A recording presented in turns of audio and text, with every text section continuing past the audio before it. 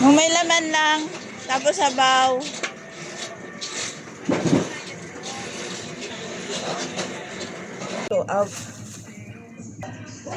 Hi mga guys! Gagawa tayo ng buko juice na may kasamang mga dahon.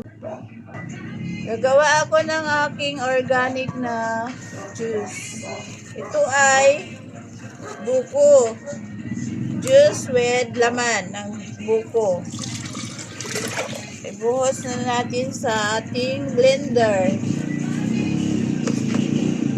Tapos, ito guys, mga dahon to guys na presko.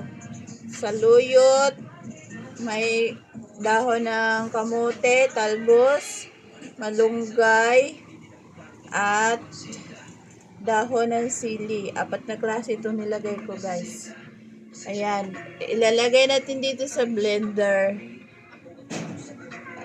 Bahala na kung anong klase ang magagamot nitong aking ginawa na organic na juice. Alam nyo guys, ito kasing buko, kahit gaano kasama ang lasa ng mga dahon na to, natatanggal niya yung sama ng lasa sa juice na yun. Ayan, ito natin.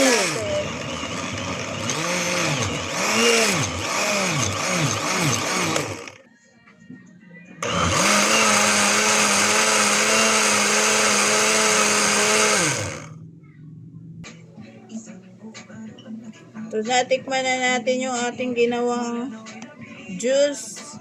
Kulay green yan siya, guys. Ayan, o. Alam nyo ga, guys, 2 araw ko pa itong trinay. Kita mo? Pag diretso tubig lang to, hindi nyo to mailulunok. Pero pag buko juice, na sinama mo yung laman, ayan, yung isang pirasong buko guys, sapat na. Nakakawala siya ng lasa. Kahit hindi na ako kain ito ng tanghalian, okay na guys, di na ako nagugutom.